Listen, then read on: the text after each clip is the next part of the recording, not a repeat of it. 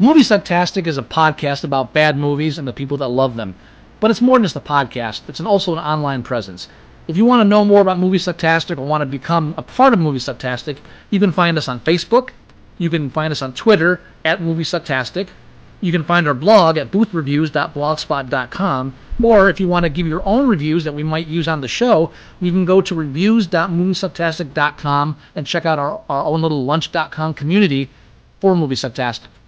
Check us out and become a part of the show, because the only thing more fun than a bad movie is sharing it. What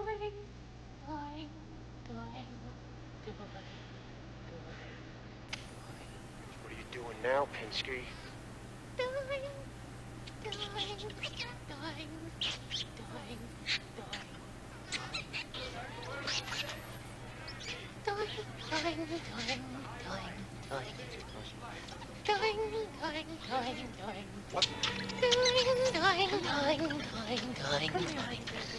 Come on.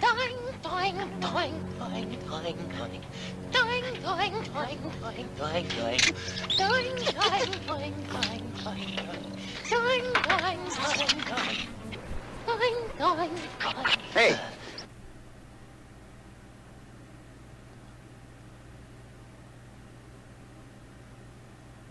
You're listening to Moviesucktastic.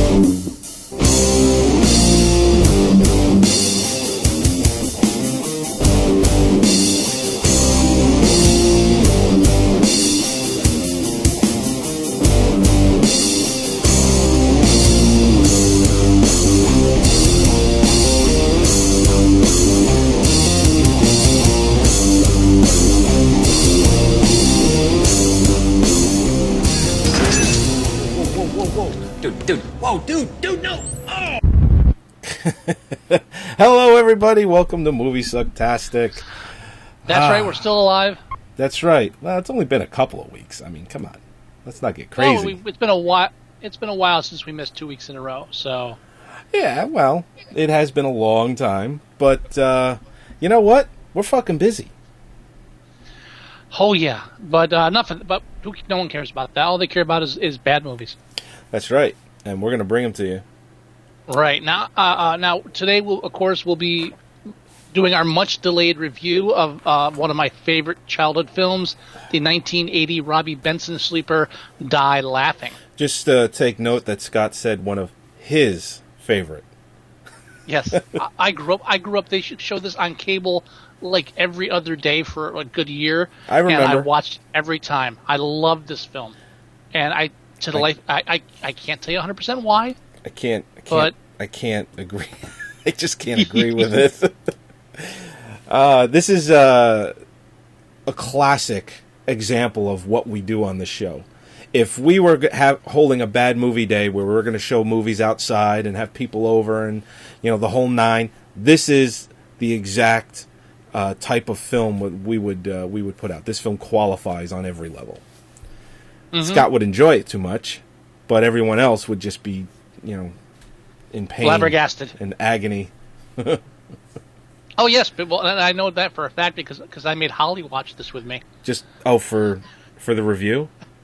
I didn't, because I have the movie memorized, but just to refresh myself. You bastard. Yeah, and I don't think I could ever subject anyone to this unless we were having people over for a bad movie day. Then all bets are off. You're coming, you're watching, but I don't think I could otherwise. And I had to have heard at least every 15 minutes. What's he doing? He's trying to act. That's what he's doing. He's trying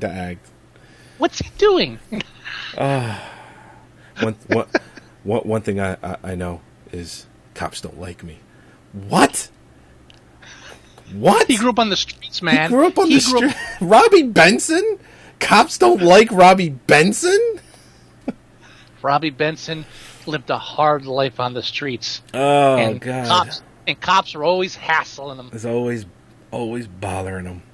And, the movie opens... hold on. Okay. Now, I want to... Before we start getting into Die Laughing, though, I want to backtrack a bit, because it's been a couple weeks. There's been a lot of stuff we watched, and I just want to lead up with just talking about a few things I've seen. Okay. And if you have anything to add in, because the one thing I want to mention is I got around, and you did too, I got around to seeing the Evil Dead remake. Yes. Finally. And I'm impressed. I have to admit, I really enjoyed the film. I think you said it best. The original is a low-budget horror film. It's in its own right. It's a great horror film. I mean, it's a low budget, but for what they were able to accomplish back then, it's very good. What they were able to do with this is they were actually able to put a decent budget, not huge by any means, but I think it was in the $20 million range, which is actually high considering what they do these days. You get a horror film, they release it for $2-3 million, $5 million, and then it goes on and makes a ton of money. It's not guerrilla filmmaking, which is what Evil Dead was. It was like literally no budget. Right. And so it's always I always like remakes where they take something in the past where it's like, okay, they had no money, they tried to do something, whether or not they succeeded was something, and the fact that like Raimi and Campbell were all behind this and all for it.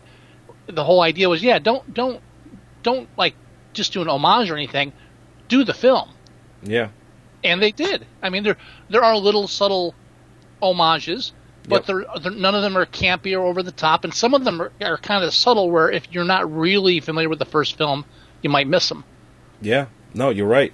And they were able to accomplish... and here's an example of people that don't know the first film. People...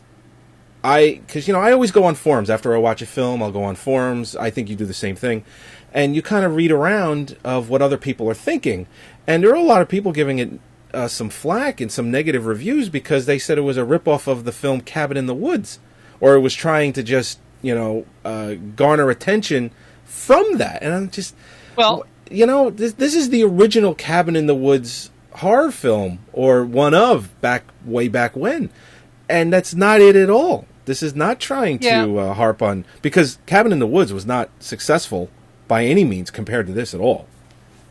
Well, really? And I loved Cabin in the Woods. Cabin in the Woods is a great movie.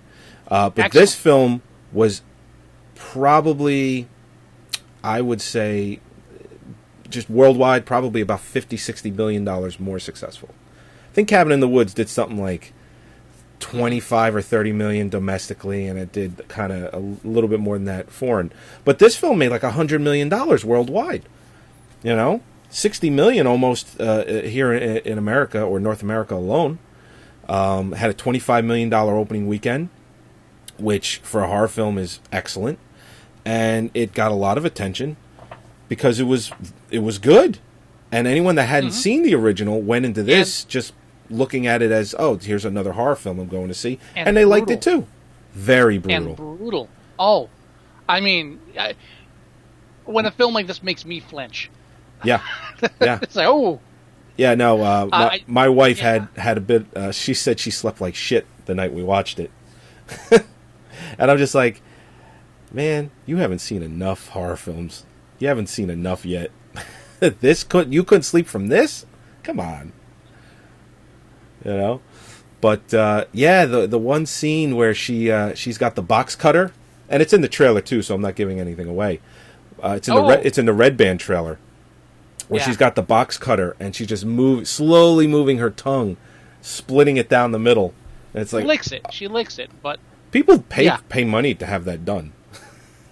Well, but not that way. There's sedatives and anesthetic involved, not just here's a rusty razor blade, go at it. If you're a pussy. Oh, yeah. So there was that. I mean, I've actually been able to catch a couple of films over the past couple of weeks. The other big one was Street Trash just came out on Blu-ray. Yeah. And that's a sentence I never thought I would say in my entire life. Street Trash just came out on Blu-ray. We said the same thing when it came out on DVD. Yeah, true. You know? Yeah. So the fact that that it special edition, that special edition that came out by that crew, that company. Are they behind was it Anchor Bay as well? Was it no? No, it was the guys that did the special edition of Frankenhooker, wasn't it?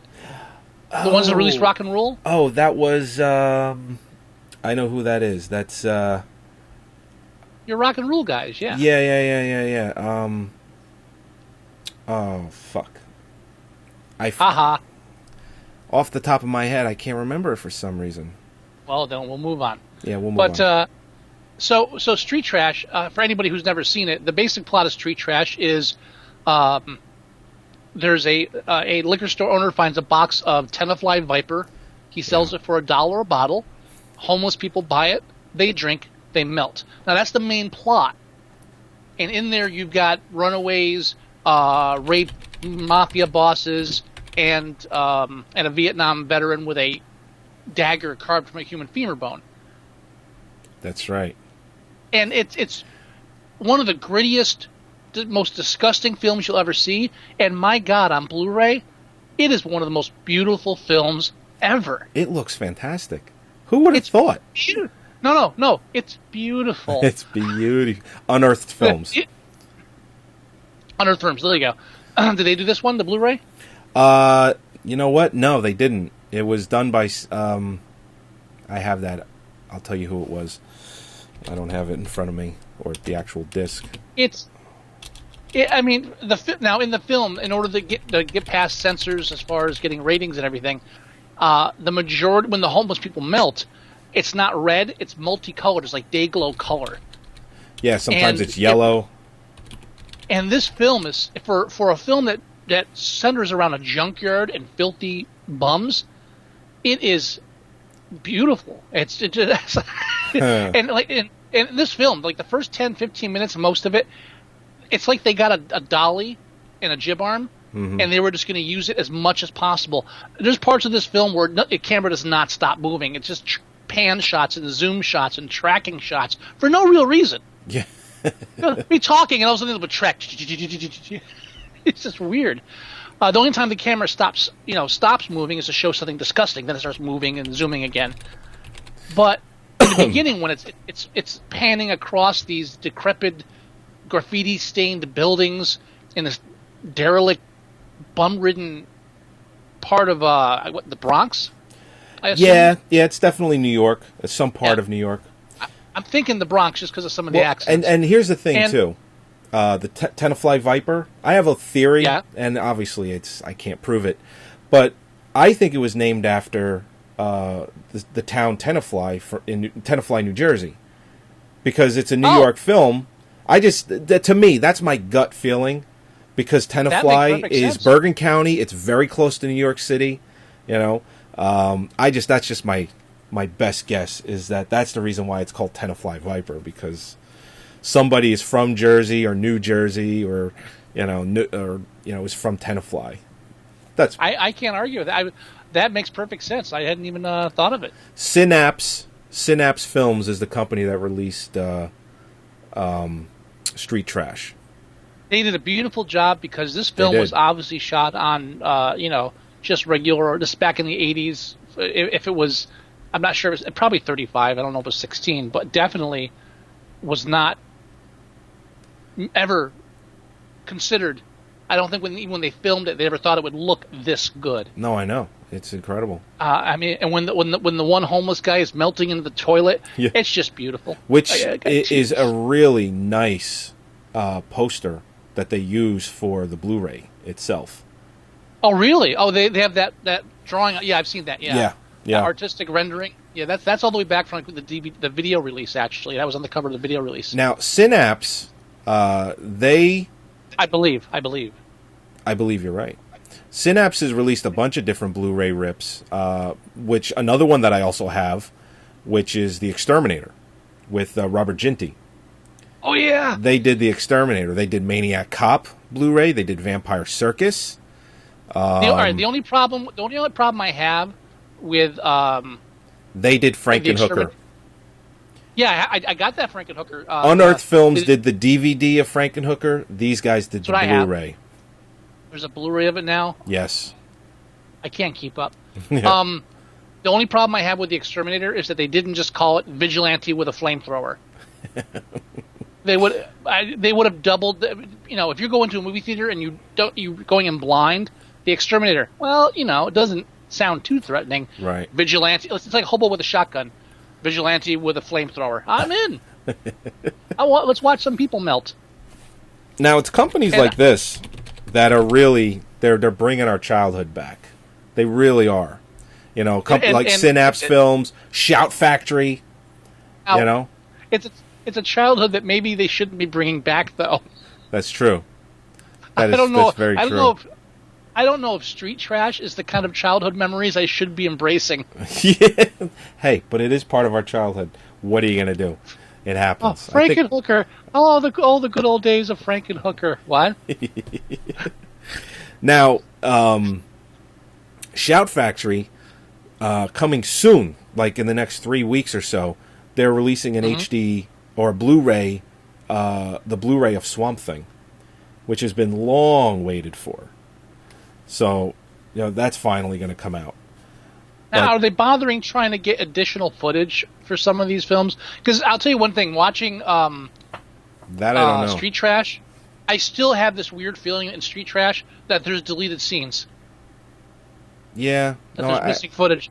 And you know what? I have the special edition DVD that I haven't even watched because I'm a horrible person. For all I know, they're on the DVD. So I'm just going to stop talking about that until I watch the DVD. You probably should. I probably should. The one film that I'm looking forward to from Shout Factory is Prince of Darkness. That's finally coming out on Blu-ray.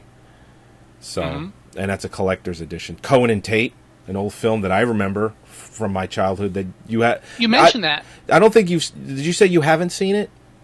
Never seen that. Definitely, as far as I know. definitely, get around to watching that. Is very good. It's underrated, very underrated. What else are they coming out with? Now that Swamp Thing. Oh, you know what? There is one slight stain that they have on their record, and it's the Life Force Blu-ray. Now, what happened with that? Well, because they're not releasing the director's cut, the 116-minute director's cut. They only released the 101-minute theatrical cut.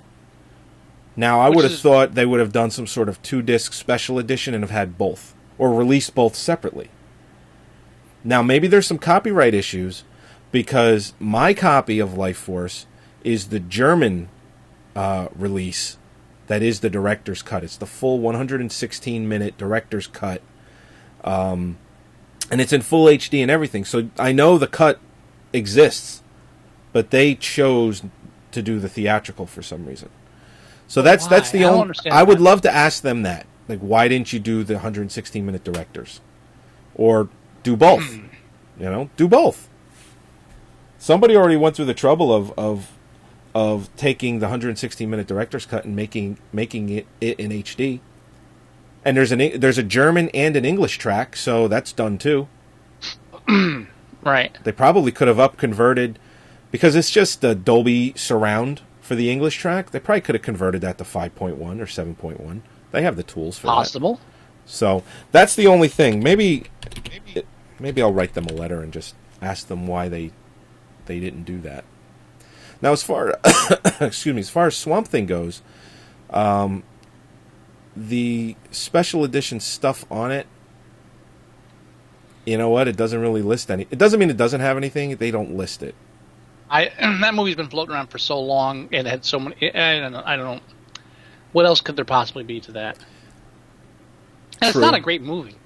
It's not a great movie. No, but it is another film from our childhood. Yeah, and a disturbing one too. Yeah, one of my favorite all-time scenes is when he gets his arm cut off, and he's growing a new one in the cell, and he's just holding it to the sunlight, and it's just that little little baby twig, arm. little twig. Yeah, it's like. No, the one that always sticks with me is when he grabs the guy with the red bandana by the head Oh, and crushes his head. Crushes his skull. And then when the camera pulls away, the body's twitching. I was a little too young to see that. Now I'm gonna weigh in on that. That actor, he just passed away not that long ago. He was in his mid to late 50s, early 60s, and he passed away. He was also in Last House on the Left, the original. Yes, he was. Yeah, He was the one that what was he chanting to the one guy? Kill yourself or kill yourself. Kill yourself. Yeah. So, as far as a special edition Street Trash, see, they don't list anything on this either. Like what are the extra stuff that it has? Dude, it is so beautiful. That's all I care about. I'm just happy it happened. I'm just surprised it happened. Who the hell? The only thing that would shock me even more is if Die Laughing was released on Blu-ray. Would it? Now, I didn't take notes when I rewatched this because again I watched this religiously as a kid, and unlike movies like Megaforce, I've always remembered this film. I didn't bother. I want to forget this movie. The basic story is Robbie Benson is a kid that grew up on the streets.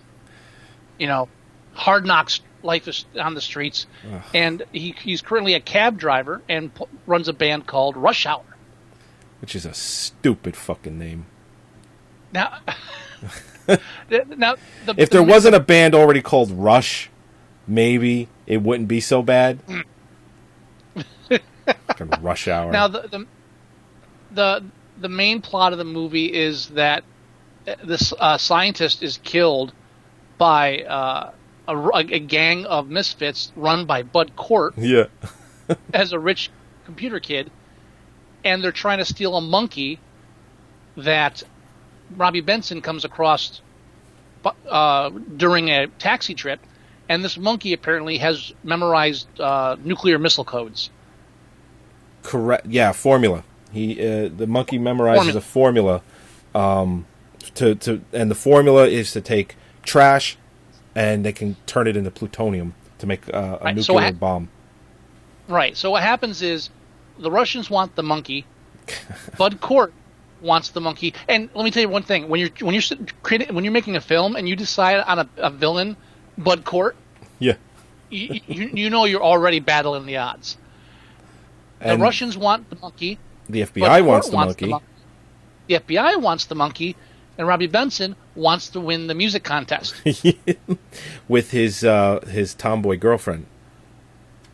Well, not his girlfriend's sister. It's his girlfriend's younger sister, who becomes his girlfriend. Who they try to make look who they try to make look sexy the entire film. Well, she's sexy in a tomboy sort of way. No, I mean, that haircut ain't. No, she's not ugly. It's just that haircut just ain't doing it for me. Robbie Benson should be happy he got her. But did you see the girl that left him? He should be happy he had her for any period of time. And I don't think he should have been shocked that she left him for somebody. And what's with Robbie Benson? Well, he's just trying to method act. I firmly believe that. After I saw that Star Wars audition tape that you posted, isn't that great? I'm just like, this is what he's trying to do. Like when he brings in a pizza and he starts eating and he's talking with his mouth full, he's trying to get away with doing that. Mm-hmm. That's what he's trying to do, and it ain't working for me. I'm sorry. Can you imagine the Star Wars trilogy if Robbie Benson had been Luke Skywalker? No. Doing, doing, doing. It's like, wait, what the fuck is this doing, doing shit? Shut up. Read the lines. I love the doing. Lucas might have fucking... Doing. Fucking doing. Stop it. It's rated 4.4 on IMDb. That's way too high.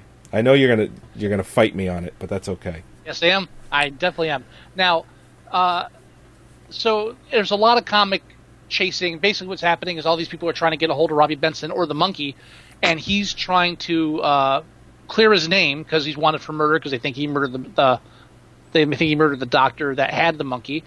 But at the same time, while he's being pursued by the government and lunatics and Russians, he's also dead set on winning this musical contest. Yeah, Because which the people who win get a music contract, which I don't think they've ever had a contest like that ever. yeah. Even like Star Search, you don't get a contract at the end. Well, I'm do pretty you sure. do with American Idol. With American Idol, but what's a contract? What is You the get a record $1 million. deal? You get $1 million in a record deal. Yeah, whatever. That blew your theory out of the water. Back then, yeah. I mean, Star Back then it was Search was probably- as close actually, as you back- could get. back then it was probably cheaper too. Definitely. Just put a record out, whatever. Anyway, so he's trying to win this contest, and so we he gets in disguises and goes to different music, and so we get to listen to Robbie Benson sing every half hour throughout the film. And let me tell you something. That, to me, is the most annoying part of this fucking movie.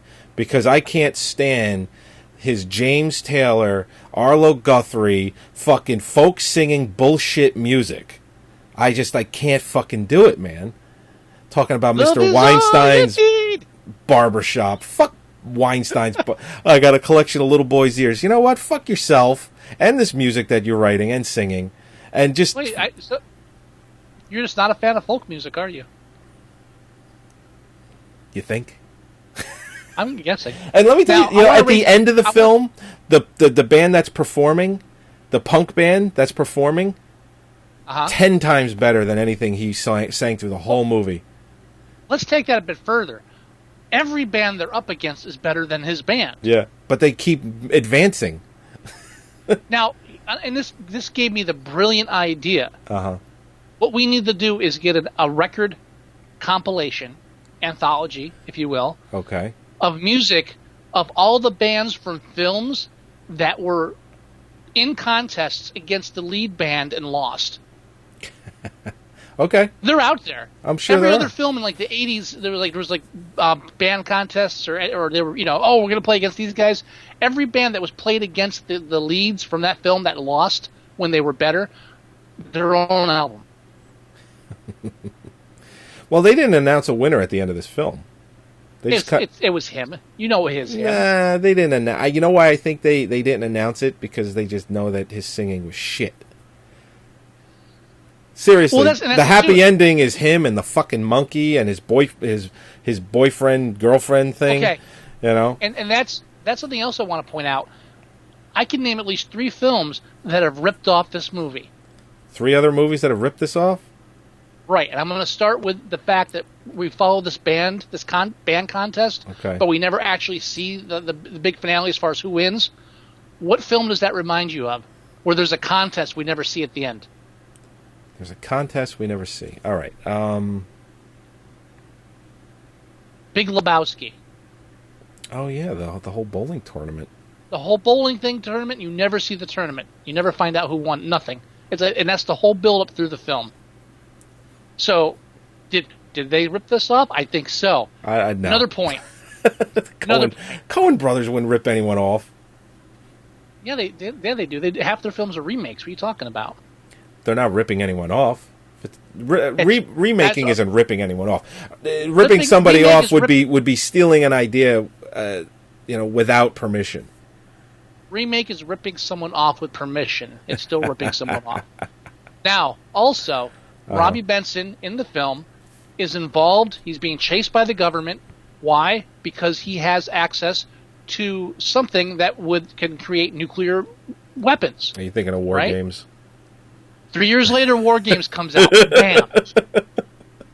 I'll go one further. All right. When he's captured by Bud Cort near the end, at Bud Cort's mansion, who comes and saves him? Oh, Charles Durning. His Charles Durning in another fucking wonderful role. This could have been the tie-in to Solar Babies. Definitely could have. What Definitely was my tie-in? Was Charles Durning my tie-in to Solar Babies? I don't remember. It was music. Right. Yeah. So Charles Durning, who's his foster father, who shows up with a fleet of taxis to save the day. DC Cab, anybody? 1983. Bam. I'm sure there's more. I just haven't dug deep enough. Well, everyone think was that- ripping each other I think- off in the 80s. But Die Laughing, I think, was literally like the branching point for like a dozen other films that came out in the 80s that all ripped it off. Maybe, That's right. This movie is genius. Genius! Oh, no, stop. Stop. It's not genius. Doing, doing, doing, doing. You know what what would have been genius? When he's at the second part of the tournament for his band, he's in the closet and he's eating a fucking energy bar, whatever Snickers. the fuck, Snickers. whatever. They didn't have energy bars in 1980. It was a Snickers. I wouldn't go that far, but sure, it was a Snickers. Anyway, he's in there, and the next shot is they're outside, and you got a cop with a bullhorn. It's like, Pinsky, come out with your hands up. And Robbie Benson's like, oh shit, what the fuck? And then the next shot is a band playing music that would be so loud. How the fuck could he hear anybody in that room as if they were right outside the door? He was off to the side. The fuck that? No. And that was the band with the gold guys in the short shorts jumping around, right? Yes. They were awesome. Yeah, they were. They were awesome. They had like the really weird like Flash Gordon shoulders, The pads. you know what the fuck I'm talking about? Shoulder pads. Thank you, shoulder pads. And they're like doing backflips and shit while Yeah. they're singing. They were awesome. Because when he actually comes out with his hands up, he comes out the back, which I can't even believe that they wouldn't even secure the back. But okay, fine. I'm not going to nitpick that much. But he comes out the back, and they're all the way on the other side. They don't hear a door open yet. When the guy's screaming into the bullhorn, it's like he's right in front of the door that he's behind. Just stop. It's like little things like that throughout the whole film. Hang on. Okay, now I'm going to nitpick you now because you're complaining about him hearing them over the band. I'll give you that. You're complaining that the cops didn't hear his door open when he's like a block away. Yeah, because he could hear the bullhorn it was right next door. Because it's a bullhorn. They're loud. No, Doors opening aren't as loud. They're not that fucking loud. Dude, you can't hear a door open a block away. Don't start. That's what I'm getting at. That's what I'm saying. They didn't hear the fucking door a block away, yet you could hear the bullhorn. Because bullhorns are louder than doors, is what I'm saying. That's... Now, there's a lot of dark humor in this film. Yeah, there is. The subject. Yeah, surprisingly. And in 1980, I was, it probably got on the cable around 81, so I was 8 when I was watching this. I was only 4 when this came out. No, blood. 5. He's covered in blood from when he tried to check the guy that was shot. He kills a couple of people. I love the house that he's on. He's in like a condemned house. It's on stilts. Yeah. Middle of nowhere.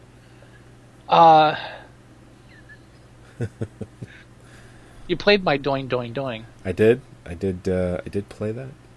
Did you want to play the music video I made for our viewing audience? Sure. Did you have that? Yes, I do. And for those listening, since you can't watch the video, go to our YouTube page, and you can see it there, or go to our Facebook page, or you can see it there. But for the meantime, just listen and enjoy Robbie Benson singing Mr. Weinstein's Barbershop, or fast forward 3 minutes. Or fast. Yeah.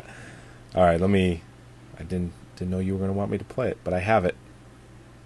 Oh, since it's our video podcast, I thought it'd be cool to play that. Yeah, why not? I could point out how it just sounds like fucking everything else that came out in the time period. Fucking please.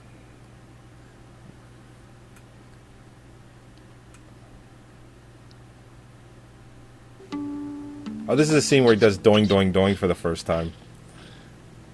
But he does it with the guitar. He doesn't do it. Yeah, he doesn't doing yet. He doesn't realize that. I don't know. I'm Robbie Benson. Robbie Benson's Why the is he man. acting like that? He was a big Team Beat guy. This is Of course all the he hard was. rock He's back. looking for a place to dump that cold pizza you fed him last night. He's looking for a place to dump that Not cold like he's already pizza. done that several times. All right, here we go. He's a man of the street. He knows all about Sure he that. does.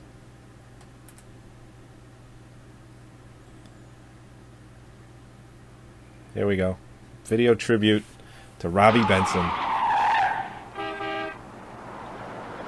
You like music? A little music will settle you down. Well, if you don't mind, I'm gonna put on a little music, okay? Bay Shore and Geneva's a long way. 1, 2, 1, 2, 3. Mr. Weinstein ran the barber shop on the corner of Colonial and Pine. I went there for my very first haircut. I'm already done.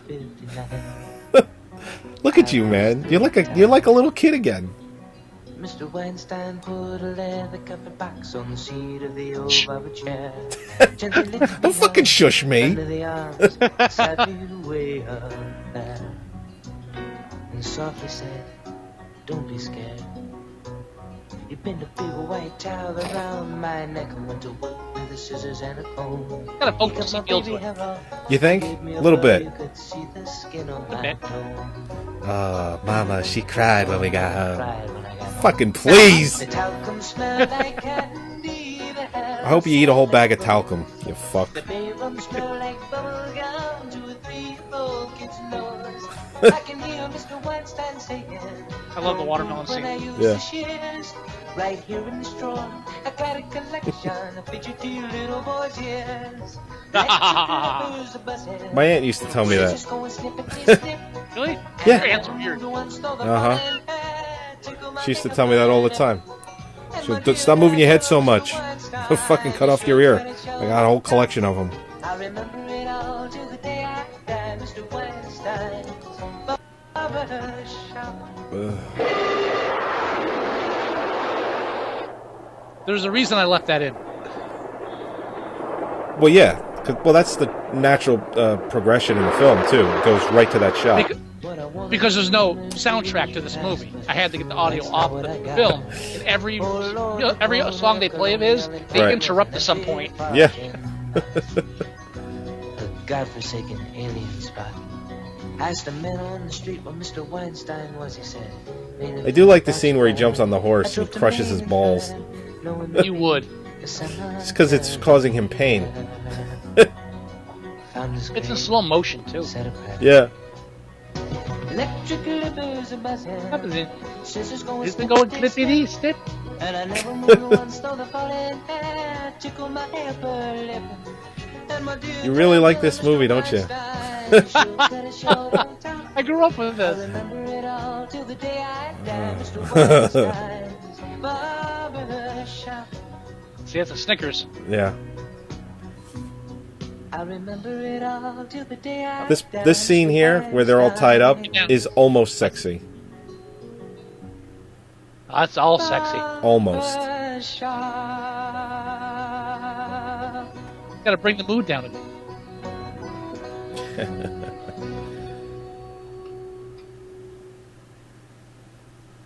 Doing, doing. What are you doing, Pinsky? Doing now, Pinsky?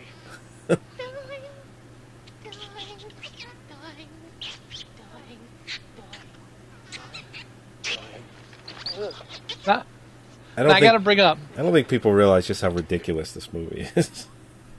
I think they do. They might. If they don't, they will. Yeah. When it comes out on Blu-ray. Exactly. Now, during that music video, there's a scene where at the end where they go to the boat where the monkey's going to be taken by the Russians, and it's one of those little things that you were complaining about the noise thing, Yeah. right?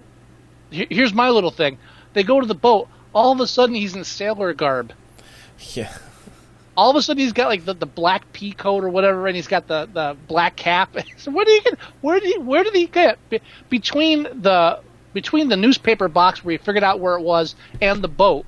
Where did he steal the sailor's outfit, and why did he go to the trouble of packing his girl in a crate when nobody saw him riding the goddamn flat onto the boat in the first place? Yeah. There's no explanation for it whatsoever. This is one of those points where I'm happy if there was a whole scene they had to cut out showing how he got the coat. Now, there's a couple of other stars in the film that people may not know. I mean, you got Robbie Benson, Charles Durning, Bud Cort, but there's also Peter Coyote. He's the FBI agent. Peter Coyote. You know? Can I just say, just for anybody who's listening who doesn't know who Bud Cort is, Harold and Maude. I just gonna get that out there. Yes. Yeah, he's very wacky in that one. The weird thing about Bud Cort for me is that he had a career after Harold and Maude. He's still working. Yeah, he's such an eclectic, weird actor. Now, in the movie, he's got a cast on.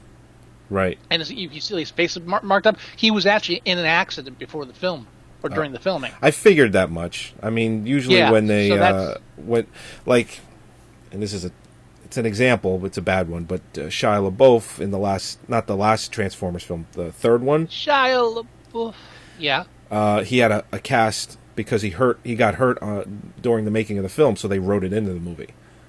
Right. So they do that stuff all the time. They make it work. Sometimes they just cover it up, like with Brad Pitt in Seven. That's true. He broke his arm falling out the car. That's right, he did. Charles Fleischer. Charles Fleischer is in this film. Which one is he? That's the. He's the guy with his friend that works at the mask shop that gets him the rabbi costume. Oh, him, yeah. He did the voice for Roger Rabbit, right? Yep. Which I just recently rewatched that, too. It's on Netflix now. Oh. Streaming. Yeah, we've been watching that. Danny asks for that once in a while. Because, Really? I'm tired of watching cartoons. I'm tired of it. Just don't show him Cool World. He's too young. So I'm too young. I'm starting to try and show him more things.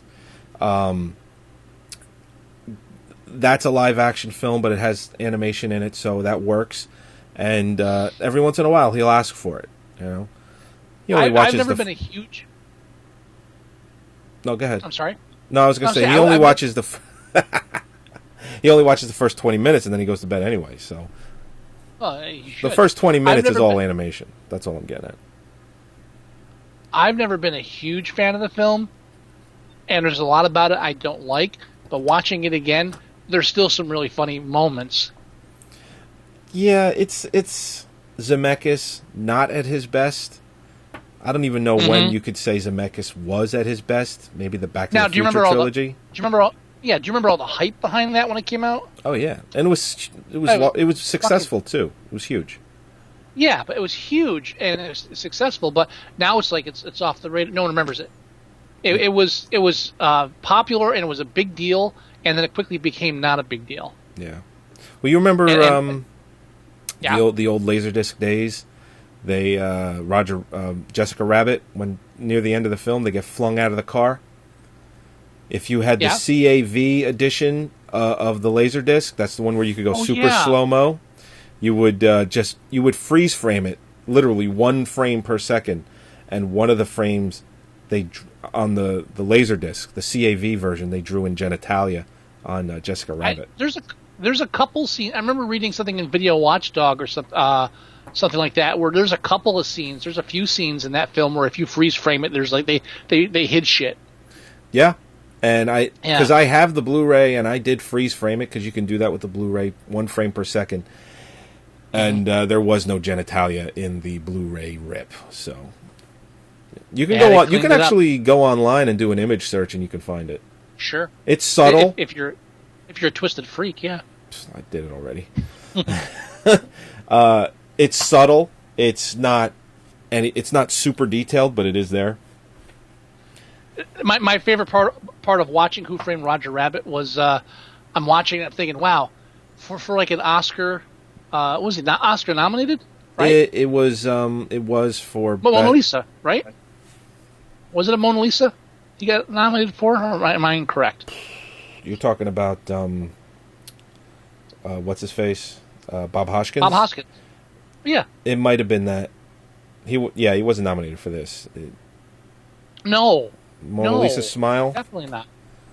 Was the film called... No, Mona Lisa. The name of the film is called Mona Lisa. Just Mona Lisa? Yes. I'll look it up. I'm ahead of you.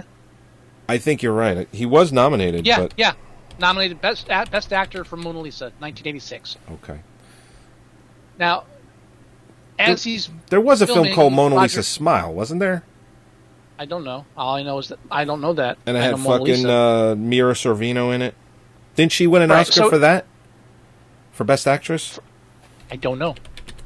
All I know is 2 years after he wins Best Oscar, he's in this great big budget Who Framed Roger Rabbit, and I'm watching going, this has to be the most humiliating role for an Oscar-nominated actor to be in. And then I remembered, no. In 5 years, he does Super Mario Brothers. Yeah, that's right. Yeah, Mona Lisa Smiles with Julia Roberts. Mia Sorvino, she won Best Actress for... And don't mix up your Mona Lisas. I know, I'm doing it all over the place. But I remember when she won Best Actress for that film. Paul Sorvino, who was her dad, was crying like a little fucking bitch. It's crazy. Crazy. It's not very She supportive. was in The Stuff. Mira Who? Sorvino was in The Stuff, uncredited as factory worker. Now, that makes Really? sense because Paul Sorvino was in The Stuff. Oh, so is this in the background? Yeah, he obviously got his daughter a bit job.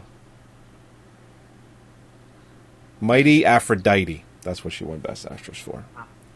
Yeah, again, never a huge fan of Who Framed Roger Rabbit, but sitting through the whole thing again, there are a couple of fun parts. Yeah, I think Christopher Lloyd, he's worth watching in it. No, you know what? You know what it is? The big stuff, like the big budget sequences, like when they're in the cartoon car and when he's in cartoon land, all that stuff that they really went over the top on, Yeah. all that shit's boring.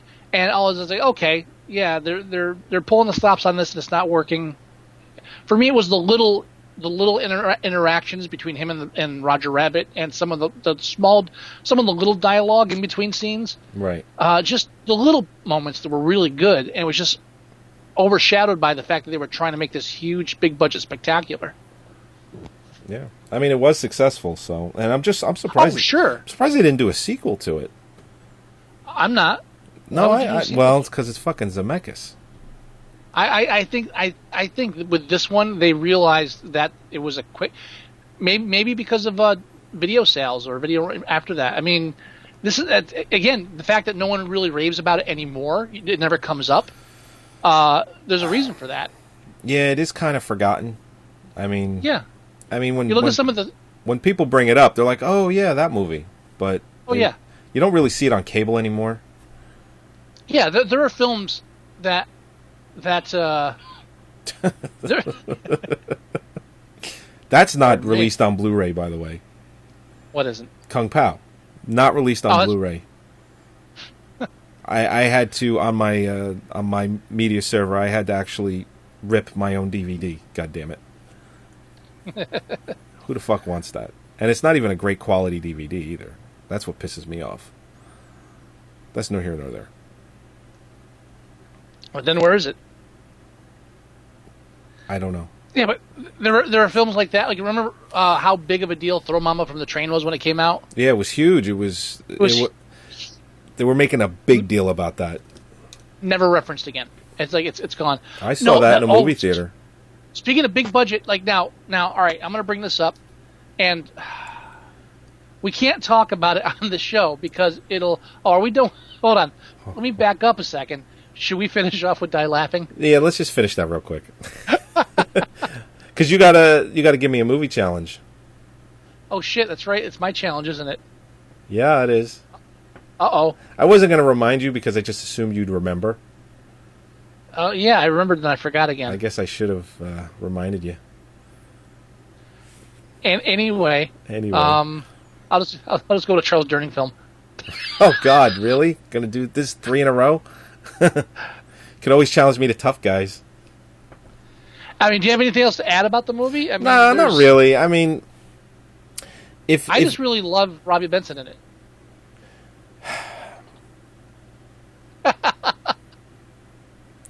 I don't.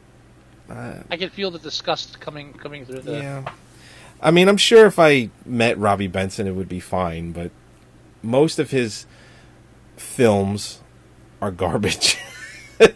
He's just, he's not a bad-looking guy. He obviously took advantage of the whole Teen Beat thing. It was Heartthrob. That's what really kept his career alive and well for as long as it did. Then he started to do a lot of voiceover work for Disney and whatnot. Like he was the Beast in the 1991 Beauty and the Beast, which got nominated for Best Picture and first animated film to ever do that. And then he went on and he did the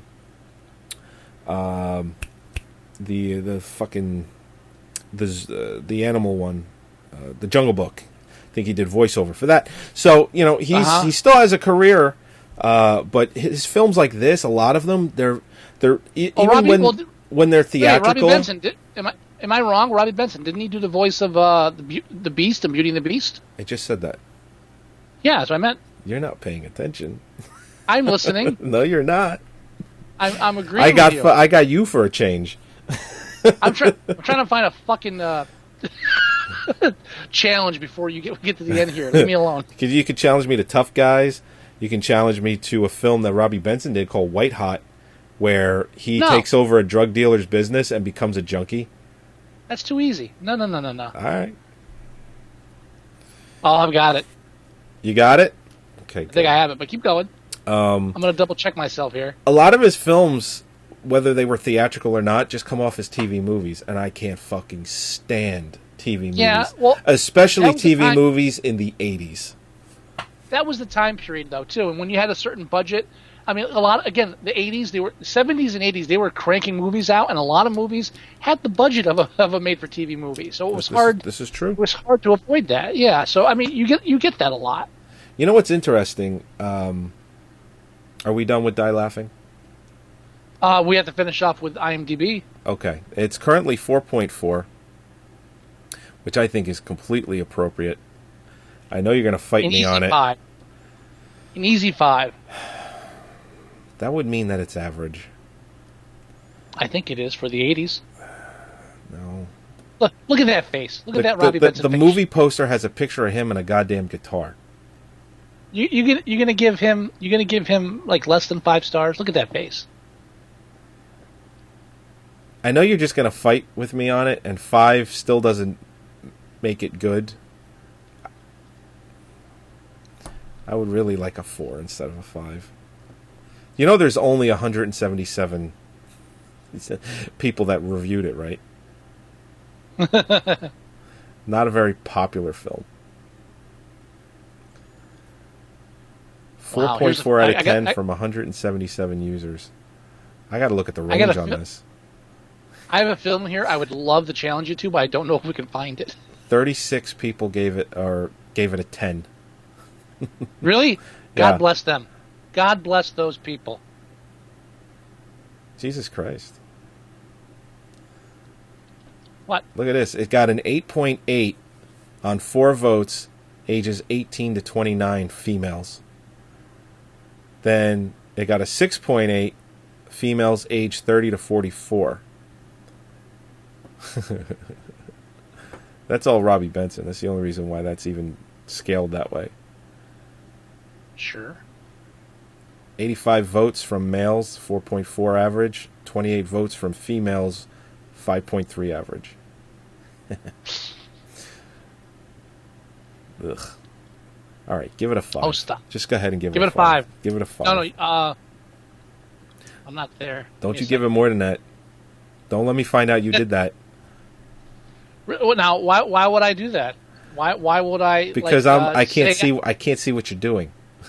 So it means if I say I'm giving it a 5, but I actually gave it a 10, you wouldn't be able to notice that? Not that I would ever do such a thing. I hope not. All right, you want to... Now my challenge... Okay. My challenge to you... Now, you don't think we might be able to get this?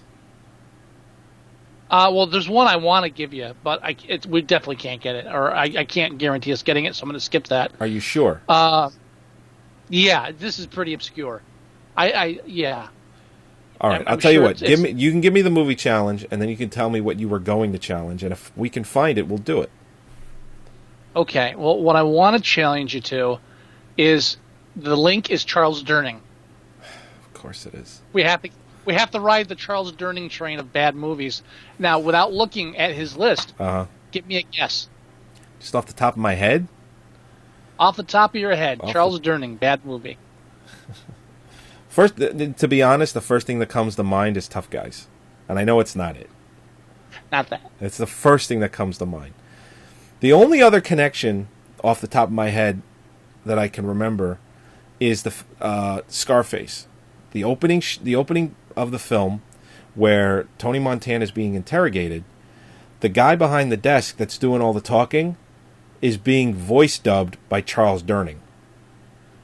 I don't know why, to this day, why Charles Durning is doing the voiceover to this guy. And I don't know, maybe that scene, the audio is all fucked up and they couldn't use it. So instead of just getting this guy to dub his own voice, they got Charles Durning.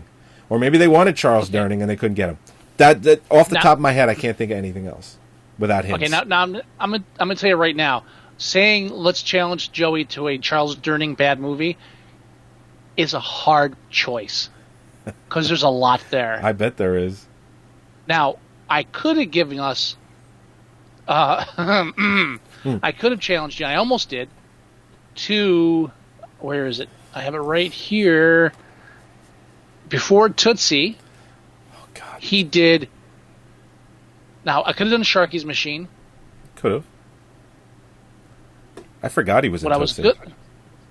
What you did? Really? I remember now, but I completely forgot he was in that. Damn it! Where's the one I was going to challenge you to? Give me a second. It was right here. Oh no, just after Tootsie, Two of a Kind. Oh. With John Travolta. John Travolta and Olivia Newton-John. Olivia Newton-John in that 5-year period where she was in everything. That film was made just so they can get the two of them back together. That's all it was. Yeah, that's the only reason that film was made. Now I could have given you that, but that's comedy. It's a bit too easy. Okay. Oh, so I'm not getting that. Okay, good. You're not getting that.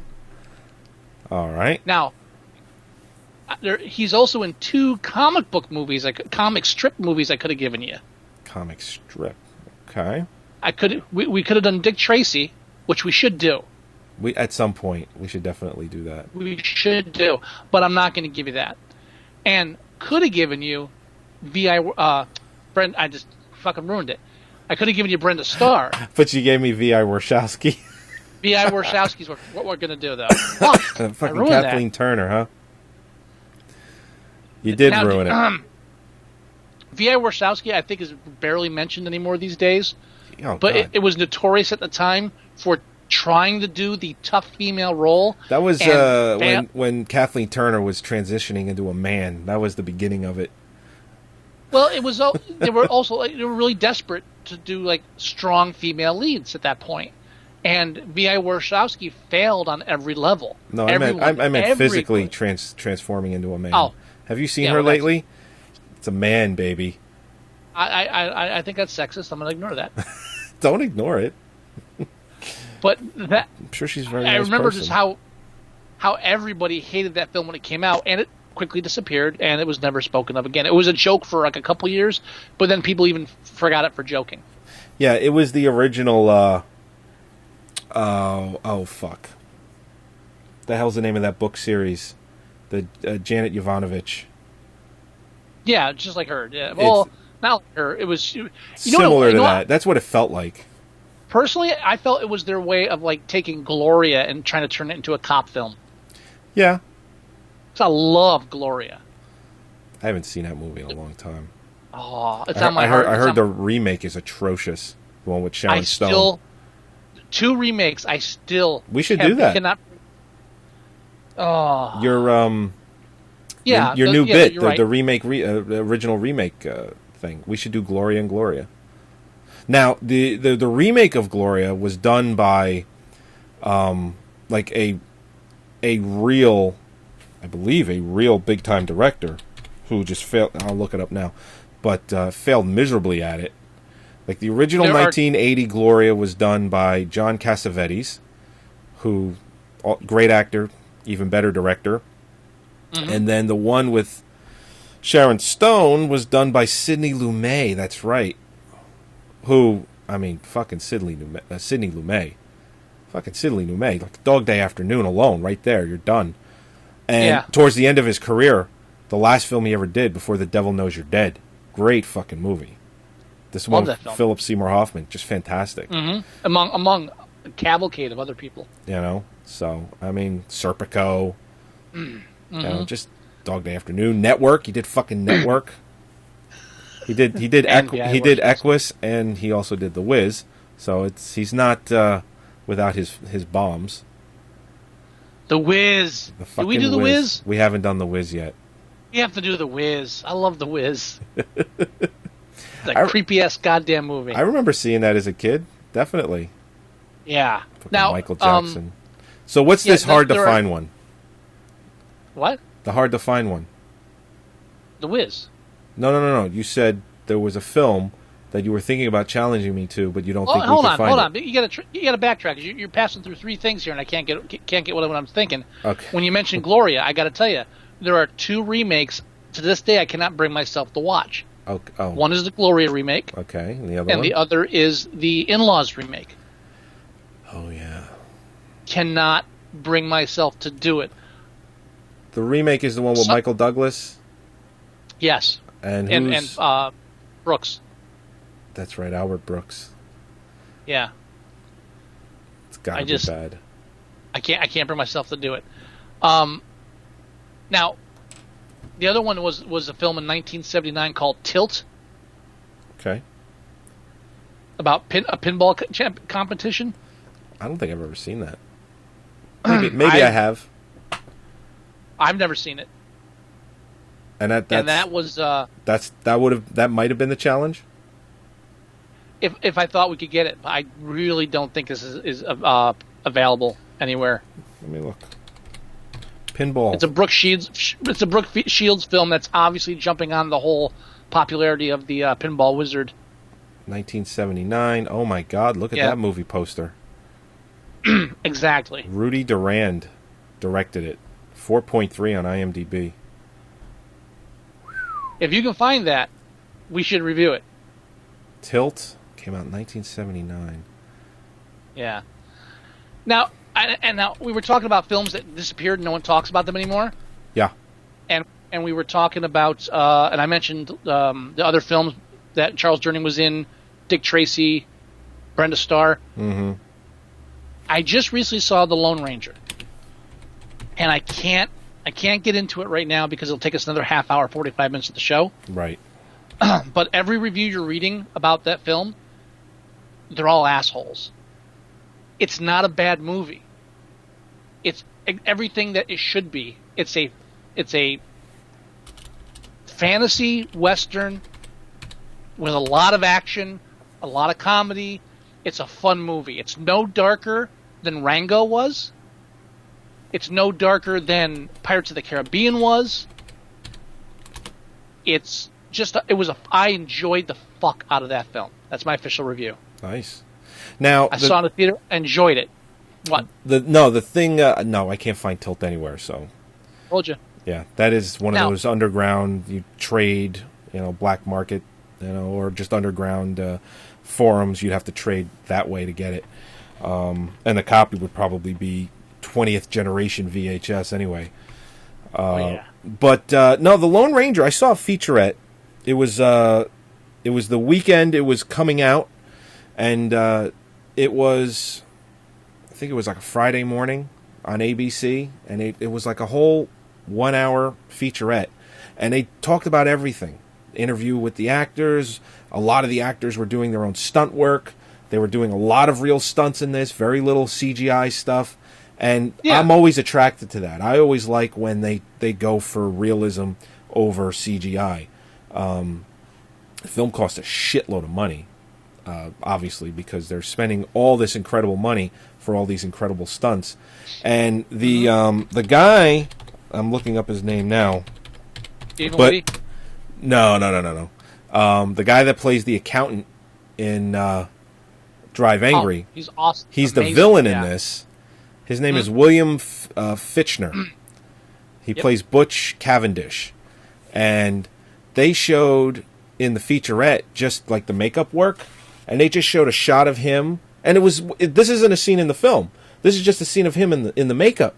and he just looks at the camera and he just slowly has this sly smile, and it was fucking creepy, and it was awesome all at the same time. Every review I've read that knocks the Lone Ranger, and you can not like it, that's fine. They lie. They either lie or they get facts wrong. Stephen Whitty got, as usual, got like 5 fucking things wrong, or embellished or lied about them in his review. Another review I read somewhere else, they just made shit up. So, oh, it doesn't. They don't explain this, and this. Yeah, they do. I just watched the goddamn film. They certainly do. This film, it happens every now and then. These movie critics it's job security. They know the film's not going to do well. It's a Western. I don't know why they made a $200 million Western. Americans don't watch Westerns anymore. People don't like them. They're not going to go to see this. No one knows the Lone Ranger anymore. It's not a draw. Right. There's no reason to see this film unless you like good movies, and who likes those? Yeah. They knew this film wasn't going to do well, and they purposely gave it bad reviews because they knew it wasn't going to do well. I swear that's it, because when you read a review and they keep getting shit wrong, you know that they're watching the movie just trying to think of what they're going to knock it for. No, I think you nailed it on that one, because it's much easier to knock a film you know is going to do bad than give it a good review and be the only guy that did. You know, or very few. It's like, oh, you like that movie? And then you got to defend it to people that never saw it. And it's just exhausting. So it's easier for them to just give it a 2-star or 1.5-star review and just say, forget it. Yeah, and that's why I can't get into it now, because it would take me half an hour to go through all the things they're lying about. Mm-hmm. But if you're listening to me, The Lone Ranger, it's just fun. And again, it's Gore Verbinski. I believe, honestly, this holds up just as well as Pirates of the Caribbean did. The first one. Yeah, it's dark. It has a storyline, and my favorite one is the ones where like Stephen Whitty, when they complain about things like, oh, so the Indians are like noble savages, and then civilization is just a joke, right? Like, well, yeah, history's kind of proven that, asshole. Are we arguing this shit again? Are we arguing that we didn't wipe out the Indians? Really? You want to go there? No, you're right. You can't in the same breath whine about Johnny Depp playing an Indian, and he doesn't malign the Indians because he's a crazy Indian, which is why he talks like that. Right. They explain that in the film. So in the same breath, they'll say, "Oh, he's being insensitive to American Indians," but at the same time, or Native Americans, whatever you want to call them. But at the same time, they go, "But what's this thing with all the other Indians speaking better English than Johnny Depp?" And they're all nobles. They're all noble, but then like the military, they just hate the fact when Hollywood keeps bringing up, by the way, Americans, we pretty much suck. We're pretty much a bunch of assholes. Yeah, I see it every day. That's it. And this is a fantasy. Why? Because somebody stood up for the Indians at the end. Yeah. Now, the thing with the Pirates of the Caribbean... The other one, I have to say it. The other one, Whitty complains that, and they dragged up the old cliche of the robber baron. Yeah, you're right. He did bring up that cliche. You know where that cliche is from? History. I never hear anybody bitching about cliches when like to do a Holocaust film. That's so cliche, killing Jews. Come on. Oh, Jesus. Fuck these people. And the last 20 minutes of the film is like a great. You know what I'll compare it to? Temple of Doom. Really? I will compare it to Temple of Doom. Now, I'm not saying it's the exact same kind of film, but if you look at it, it's a dark kind of movie, right? Right. It's setting up with foreign cultures, Indians, but the whole point is it's not exactly a kids film. That's why they have the PG. By the way, yeah, everyone's saying, "Oh, it's not a kids film." No shit. That's why they rate it PG fucking 13. Right. If you brought a 5-year-old to the movie, you're a moron. You're dumber than your 5-year-old. Yeah. Yeah. It's just like Temple of Doom. It's dark. It's semi-adult subject. There's humorous bits, and the last 20 minutes is nonstop action. That's awesome. If you like Honestly, everybody listening, if you liked Temple of Doom, you'll like The Lone Ranger. Ignore the fucking critics. They're whiny bitches who are protecting their jobs by slamming a film that never had a shot in the first place. You know, and it's interesting, too, because Pirates of the Caribbean, the original one, Curse of the Black Pearl, that opened up kind of weak for a summer film. You know, it came out in July, around the same time, and it only had a $46 million opening weekend, but good word of mouth, because it wasn't reviewed well either. It went out to make $300 million, because word of mouth was so good that it's like, no, don't listen to these guys. This is actually a good film. Because when it came out, it was like, oh, this is a Disney ride. They're making a movie out of a Disney ride. And then the film comes out, and it's like, wait a minute, this is actually good. So it didn't open up really well, and then it went on, and it did extremely well theatrically. So, and The Lone Ranger is not doing that, unfortunately. It just seems like you're right, there are too many people that are bad-mouthing it, and they're just like, I'll wait for it to come out on DVD or Blu-ray. But again, you can tell because when you read the reviews, they get things wrong. It's sloppy. Yeah.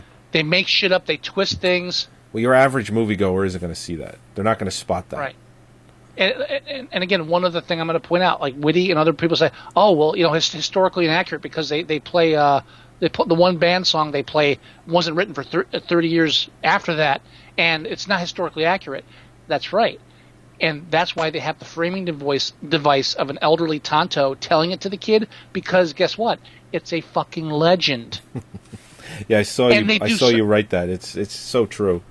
It's a fucking legend, and they do things throughout the film to point out this is a story he's telling the kid. We're not watching an actual event in history. This is a tall tale. This is a legend. It's supposed to be larger than life and not possible. Yeah. So sure. Shut the fuck up. Everyone stretches the truth a little bit, make the story sound a little bit better. Sometimes you don't have to, but I would think most people do just a little bit to make it sound a little better. Sure. You know, I think the one thing we always try to point out here at Moviesucktastic is that we don't go out of our way to trash films. We actually, there's been films where we were convinced they were going to suck, and they were awesome. Yeah. We completely admit to that. Yeah, and there have been times where there are films we wanted to love to see, and it turned out they were bad. But this kind of shit where it's like, oh, this is the film to pick on this year, they do it every 2 or 3 years, and it sickens me every time because it's just that's why the whole film critic thing is a sham. Right. Anybody that calls themselves a film critic, they're an asshole. That's it. We're not film critics. No. Technically we are, but we're not. We're moviegoers, movie buffs. Yeah. Lovers of cinema. That's right. Now, is it wrong of me to think society is doomed when you go see a movie and they show a trailer for Grown Ups 2 and people are belly laughing in the back? They're making a sequel to that? It's coming out this weekend. Oof. It's going up against Pacific Rim. Oh, and if Pacific Rim wins the weekend, how much do you want to bet it ain't going to be by much? Because Grown Ups 2 is going to make a fuckload of money. And it's really stupid. Pacific Rim, I'm impressed with, because not only am I impressed that they're releasing this major mainstream film that sounds like something you'd buy from a prostitute, but at the same time, I have to admit I'm amazingly impressed that they have actually been able to take giant robots and make me bored by the mere thought of it. Every time I see that trailer, I start nodding off. There's no soul to this. It's just, okay, we did Transformers. Let's see if we can do it bigger. I could really give a shit. There's one cool shot in the film, in the trailer. I'm not sitting through a whole movie of that just to see one cool shot. Nah, I want to see it. I do want to see it. They also showed a trailer, and I forget the name of the movie. I can't retain information for this. All I have to say is it's from Lost. The character Sawyer from Lost. Oh God, he's in a movie. Yeah, and I think he wishes he was back on the island. Oh no! Because the film is about these the hip hop dancing contests. No. And I'm looking he it has up. to I'm coach- looking it up. And he has to coach this ragtag group of misfit boy hip hop dancing team, so they can beat the Korean hip hop dancing team, and retain the title for America. Is it called Battle of the Year? I think that's it. It is called Battle of the Year. Oh. And I remember us turning to Holly at the movie theater. We went to see Lone Ranger. I was like, "Is this a real thing?" I think it is. No, they don't actually do this, do they? No. Is this a real thing? His career cannot be going that bad, where he's got to do a film called Battle of the Year. The beginning of the film is like the beginning of the trailer is like Sawyer. What's the actor's name? I mean, he's on the couch. His name is Josh Holloway. He'll always be Sawyer to me. He's sitting on the couch. He looks like he's like just like woke up after a 3-day binge, and the guy's like telling him, "I need you to do this for me." And I'm thinking, you're trying to talk him into being in the film. This isn't about the coaching thing. God, and it's in trust me, it's it's in a movie. 3D too. Is it? I didn't even see that. All these fucking dance movies are in 3D now. And it's all guys too, so you don't even. They insert a hot chick into the boy band. I'm pulling up the trailer right now. We're gonna watch this trailer, and then we're gonna end the show. Dude, he was in one of the hottest TV shows ever. All he gets in films is he gets shot at the beginning of Mission Impossible 4, and then this. That's it. What happened to him? Damn it! I don't know, but he's in Battle of the Year.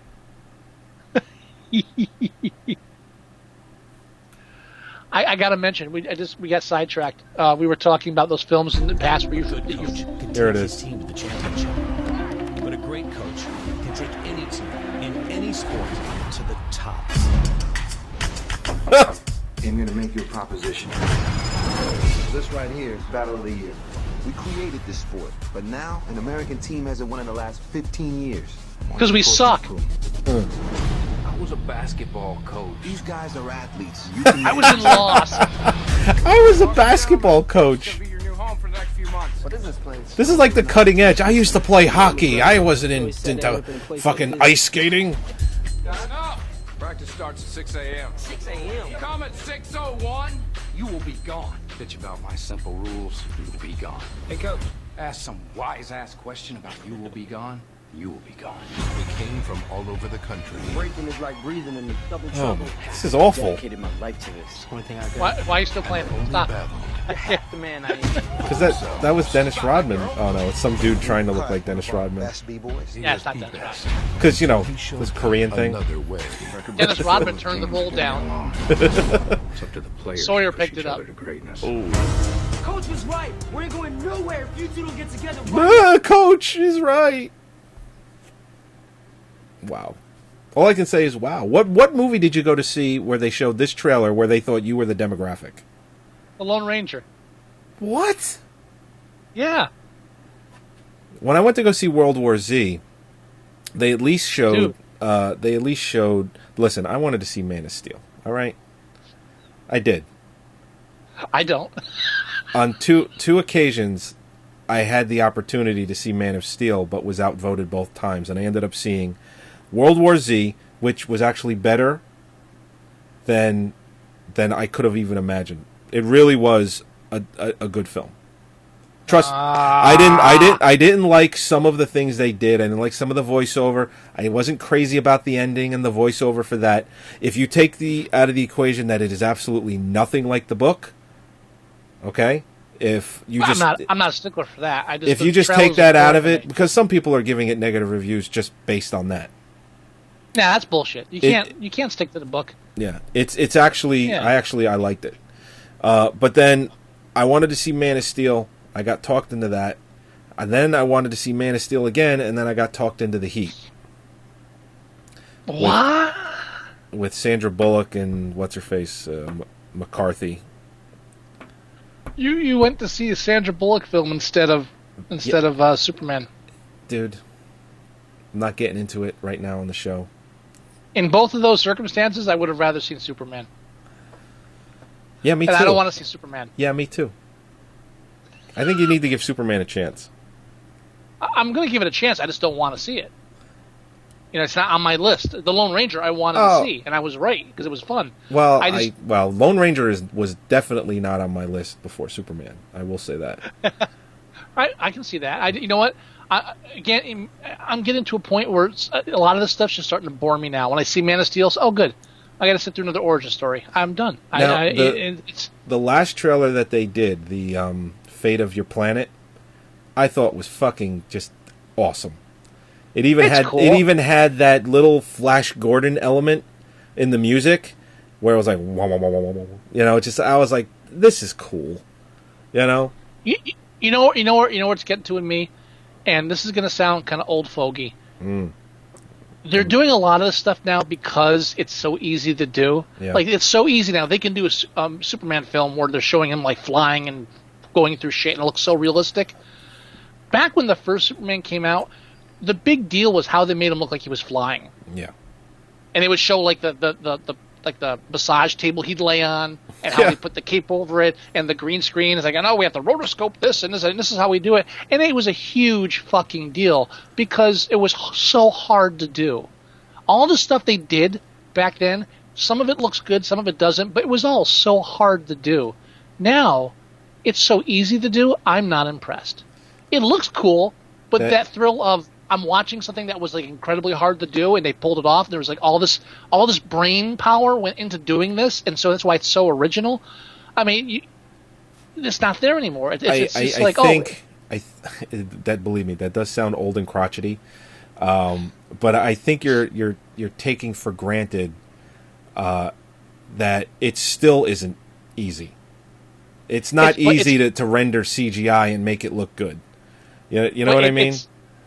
It's less people thinking, okay, how do we do this without killing Mike? And more, okay, how do we do this with which program are we using? I know I'm simplifying it, but there's just a level of before they did shit that they shouldn't even be able to do, and they figured out how to do it. Right. Now they know they can do it, and so they're doing whatever they can. Giant robots fighting sea monsters. That's wonderful. If they did it 20 years ago and they were... Yeah. What? No, I was going to say that's all CGI. That is definitely just a team of animators, with Ray's machines, just Craze, I should say, Craze machines, just animating. And again, I'm not trivializing. I'm not trying to trivialize it, but there's that element of wonder that's gone because it's so easy for them to do now that there's nothing they could do on screen that'd be like, wow. I think easy is the wrong word. Natural stunt. I don't think what they do now is easy. I just think it's easier. That's better. Easier. I'll agree with that. That's better. Much easier. Yeah, I still think you need to have a level of talent to do and make films look good like they do these days. I'm not saying it's not a work of talent. I'm saying all right. Just as long as we got that clear. Again, when they did certain things 20, 30, 40 years ago, where when they did it, it was like, holy fuck, I can't believe we pulled that off. Now it's like, oh, that worked. That's all. It's just me. Now, the one I'm thing, not as crotchety about that as you, obviously, because I go through phases. You do. Yeah. The one film I've been trying to mention for the past half hour now, and I'm going to get it out so we can end the show. Yeah. As we were talking about, big budget films that get panned and disappear. We were talking about films that were a big deal at the time, and then they disappear and no one remembers them. Mm-hmm. I got to bring it up again, and we have to review it on the show at some point. The Rocketeer. I just got into a conversation about that with Boujna really? When we were forced to go see The Heat, because when we were walking through the hallway to go sit down, they had a Rocketeer poster, and they had a big one. They have a whole bunch of posters, and The Rocketeer was one of them.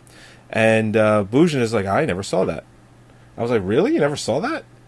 The movie's like 22 years old at this point. So it's just interesting you bring that up. Yeah, we should definitely review it.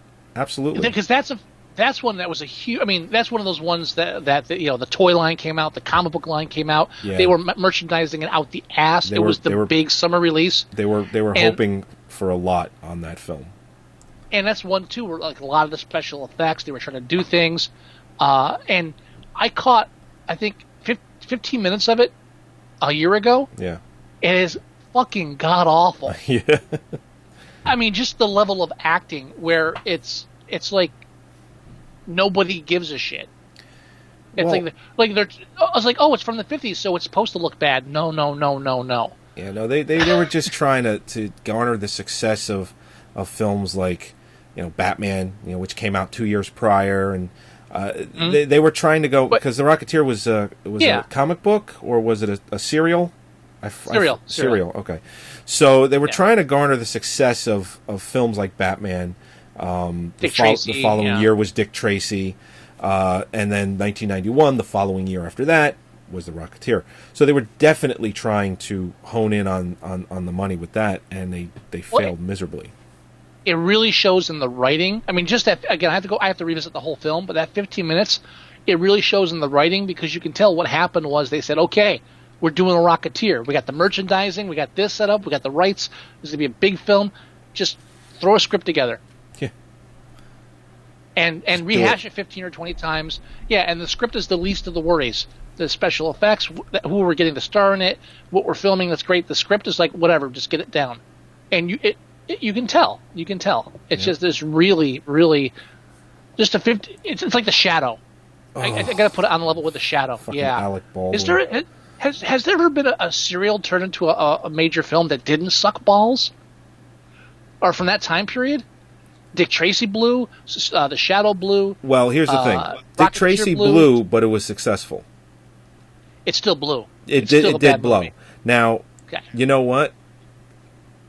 As far as a film that wasn't successful, but in my opinion didn't blow, I would have to go with the 1980 version of Flash Gordon. Okay, thank you. That's the only one I can think of. Only one I can think of, yeah. Flying blind on a rocket cycle? Where are you? Flash, where are you? I'm flying by on a rocket cycle. Are you now? One of our listeners has found a site where you can buy the movie Tilt for $10. Oh. I don't know if I want to buy it. I wonder if you can you get that on YouTube or Amazon for like $2 to watch. YouTube, somebody had it posted, but it's been taken down. Oh, so they were streaming it illegally then. Well, no, they just put it on. No, they just put it. It's not streaming; it's YouTube. They just put it on YouTube. Oh, they put the full movie. Is this like a Warner Brothers film? Because they will take shit. If Warner Brothers had a 2-hour film that was literally a steaming pile of shit, literally, they would take it down. I'm not sure. I don't think it's a Warner Brothers film.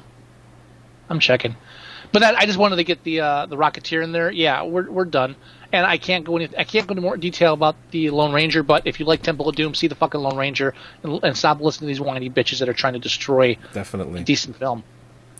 I had fun. Well, and what you know what I went there for? I went to see the Lone Ranger to have fun. Is it like 100% original? Is it a great movie? No, it was fucking fun. And that's all that matters. And you know what? Sometimes that's all that matters. That's right. As much as we shit on films, like Die Laughing, yeah, it's a bad movie. You know what? I still have fun watching it. Not saying it's a good film, and I probably just destroyed my whole point. But just The Lone Ranger is not a bad movie. It's just what you'd expect. They probably spent too much money on it, but that's what they do with all films these days. Every film's a fucking epic. So it says here that Tilt is also known as Bonita. Really? I haven't seen anything that says that. But it's on their IMDb page. Bonita. Okay. And I can't see, even on the movie poster, usually they have the production company. The lettering is way too small. Way too small. Yeah, it's Oh, you know where they might have it? Here. It's under the full, yeah. They might have it on the Wikipedia. Usually it's under full cast and crew. It's not listed there either? No. It's 79. It might even be an independent film. If they're trying to cash in on pinball, like Pinball Wizard and all that. Yeah, but they don't have the actual. But they don't have the rights to Pinball Wizard. That's why it's not called Pinball Wizard. There's another film that came out called Tilt in 2011. It's a Bulgarian movie. Ah, here it is. Tilt, 1979 movie. Let's see. Cinematography. Warner Brothers. It is Warner Brothers? Yeah, that's why it was taken down off of YouTube. Yeah, they're pretty touchy about that stuff. They really are. When we did our Bad Movie Day, and I made a montage of all the films, all the nominees, and it was about 20 minutes long. And 2 of the films were from Warner Brothers. That was enough to flag it, and I couldn't even post it on YouTube. And it was just a simple montage. You know what? If you want to spend that much time and effort preventing people from posting your like obscure films from 1970s that no one wants to see in the first place, that's fine. That's your right. You own the copyright, etc. Do me a fucking favor. Release it on video then. Exactly. If you're going to take the time to protect the shit, take the time to release the shit so there's a reason you're protecting it. What kills me... This film is not available anywhere. Right. But they're going to take the time to get it taken off of YouTube. Just release it on DVD. Just do one fucking run so it's out there. Yeah. What the fuck? What kills me about the montage that I made, all the videos that I grabbed from YouTube, and I made the montage with them. I just cut them myself. So it's not like I grabbed my DVD of the film and ripped the scene myself, and I didn't do any of that. It's just so aggravating. That's why a lot of our episodes are not on YouTube right now, because every time I upload one, we get flagged, and it takes a month for them to look at everything and say, oh, okay, this is fine. It's so exhausting. We just got to figure out a way to post them on our own site for download. Well, we can for streaming. It's not hard to do. Do we have like the space to store them? We have unlimited space. The only problem is if the server crashes where we store them. We have 28 gig of storage space that we can put files on. Okay? Or I should say 28 gig can be backed up. Hold on. Stop. I'm going to stop this conversation because I'm pretty sure at this point everybody's just already turned it off. I should be asking you that question after the show. For the most part, let's just say Die Laughing, excellent film. You can't see it though because it's not available anywhere. That's sorry. Right. Yeah. But this is episode 115 of Moviesucktastic. Churning them out like butter. You can go visit our website at Moviesucktastic.com, who I'm being told on a daily basis by GoDaddy that I need to renew the web URL, or else there will be no Moviesucktastic.com. Yeah, that would be an idea. Well, you know what? It doesn't need to be renewed for 2 months, yet I get an email every day saying, renew now. Like, how about you let me know a couple of weeks ahead of time? Anyway, you can go there and you can listen to all of our episodes, and you can download them. You can go to iTunes, and you can download and or listen to them there as well, and you can leave us reviews. You can email us at themovieguys@moviesucktastic.com. If you send us something, we'll read it. You can also leave us voicemail at 908-514-4470. You can go to the website and you can fill out a form, and you can suggest bad movies to review to us. You can also do a cinematic confession, which we haven't done in a long time. You can we haven't. Take that any way you want. But yeah, no, you can go to our Facebook page at facebook.com/Moviesucktastic. Everything we do, we post there, as well as the website. And Tumblr. We have a Tumblr now, which is doing gangbusters, and it's moviesucktastic.tumblr.com. Yeah, we highly recommend you go there. We're doing real well there, and we like it a lot, so we think you should go visit it. And get some original material up there too. So please take a look, share it, pass it on. Definitely. All right, everybody. Any wisdom from you? I know what you're going to say, so go ahead and say it. Doing, doing, doing, doing. Wow, it took you a long time. All right, everybody. I was like, what does he mean? Is that? Oh wait, doing, doing, doing, doing. We'll talk to you next week. Doing, doing.